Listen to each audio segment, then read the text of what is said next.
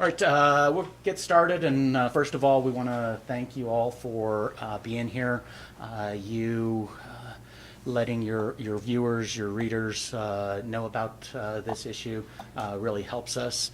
It's odd that just yesterday we were talking about raising awareness about a serious issue, and today we have an opportunity to raise awareness about another serious issue. We want to talk about puffers. And first of all, we're very thankful that Tricia Doyle and her family are okay. And she's going to talk about a situation that actually just happened today. But what I would like for our community to know is that these types of crimes are preventable. And working together is how we can reduce the potential harms that stolen motor vehicles, particularly stolen motor vehicles with keys in them, the impact that they have on our community. Oftentimes these vehicles are used in other crimes, higher level crimes. And then we also forget about the negative impact that it has on families. Often, the cars that are stolen are family members' only means of transportation to get to school, to get to work, to get to the grocery store. And we want to message to those that think that it's okay to just take somebody's car, that to think about the other side of the equation, to think about the families and the negative impact that they have. We had to double check the numbers. So we typically call October 1 through April 1 puffer season. And we asked for the stats from last year. How many puffers do we see? Again, stolen motor vehicles with keys left in them. 372 last year. I'm going to say that again. 372 puffers were stolen in Denver alone last year. We need our community's help to address this concern. With that, to my left is Commander Mark Fleece, who will talk about today's incidents and try to raise awareness about this issue. Good morning.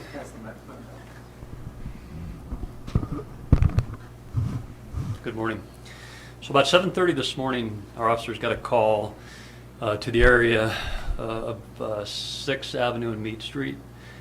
And the call was that there had been a vehicle that had been stolen, and there were two kids in the back. So our officers very quickly got there and were able to determine very quickly that what had happened was that a car was stolen in the front of a house in that block, in the 500 block of Meade Street, and it had been stolen with two young kids in the back. They were twins, 2 years old.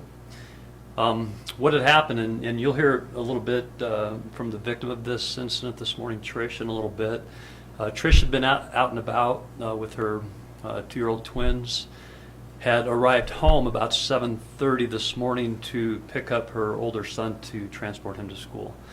It's very quick in and out. She left her car right out near the driveway, ran in real quick to gather her son and get him back in the car. By the time she got out, in a very short span of time, we're probably talking 30 seconds to a minute, minute and a half, that car was gone. She at that point called us. We were able to get a lot of officers there very quickly in the area. Obviously, the gravity of that situation with a car stolen with two kids in the back, very, very serious type of issue, very serious crime. Fortunately, there was a cellular phone in the car. We knew the number to that phone. We were able to start tracking that phone because there was an application on that phone that would give us an approximate location.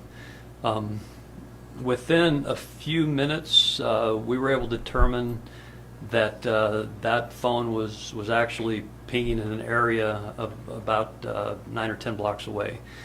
We were able to get our officers in there, start doing a bit of a grid search, looking for this vehicle, and about 8:30, 30 minutes after the car was stolen, we actually located the vehicle. The two kids were in the back, safe and sound, still strapped into their their car seats, and we were able to get them back to their mother and very safely. At this point, we're investigating this crime. We've got a little bit of information that we're going off of, and some of it I can share with you this morning. We are looking for two individuals, a male and a female, and they may be associated, likely associated with the 2010 white Kia Soul. And the male, as far as the description that we have on him, is a taller male. We don't have much more with him. The female that was accompanying this male is a heavier set female. She's got, or said to have had dyed her hair purple or red, something very distinctive. And so that's an ongoing investigation that we're still working on at this point in time. I'm going to turn it over to Trish.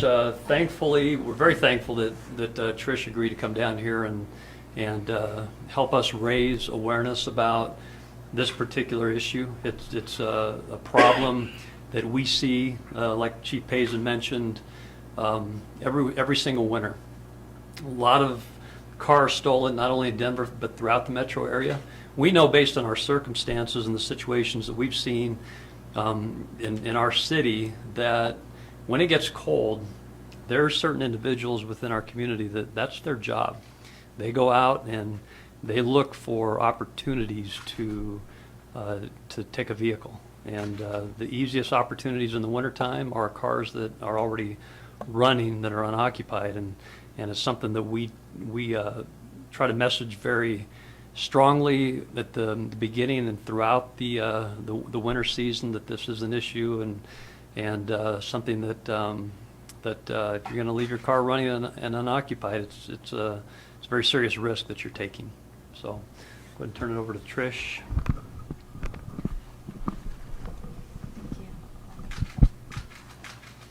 So like they said, I was just going into my house for 2 minutes, not even.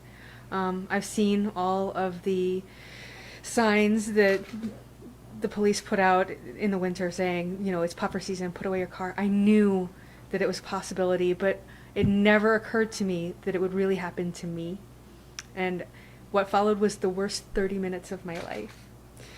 So I just want to say to anybody who's watching or listening, don't leave your cars running. Just don't. It's not worth it. It's not worth the stress. It's not worth those 30 minutes or longer of losing your things or your children. Don't do it. I never thought it would happen to me, and I'm so grateful for Denver police officers for finding my children when they did. And I will never, ever leave my car running unlocked again.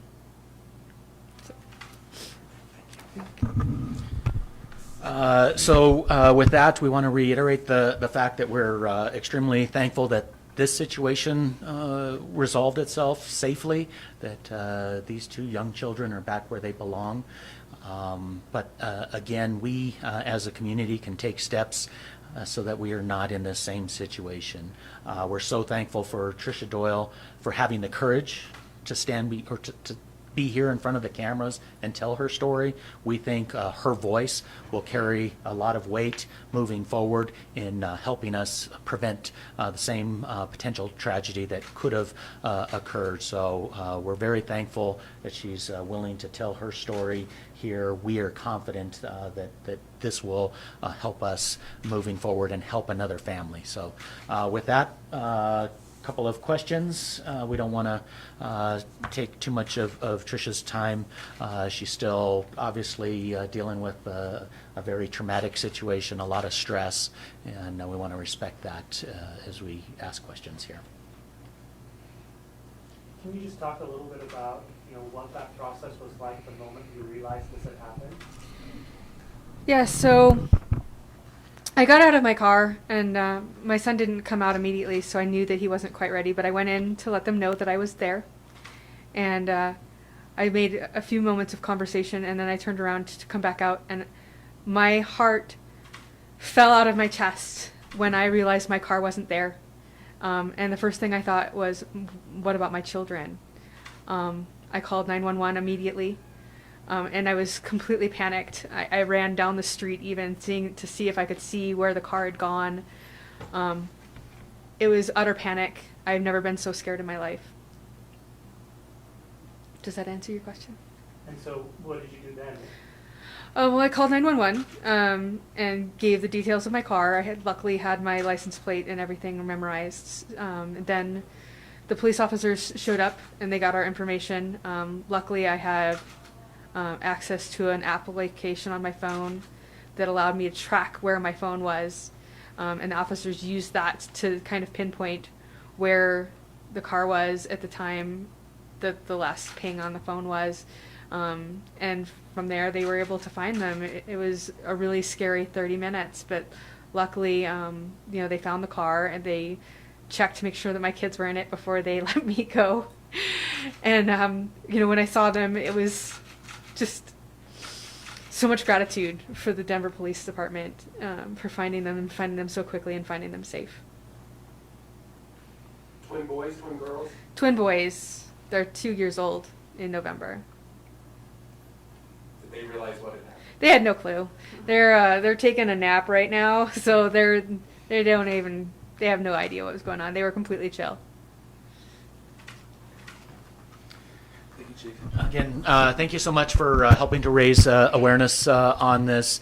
And again, thanks to Tricia for telling her story to help another family in the future. So thanks, Tricia. Appreciate you being here.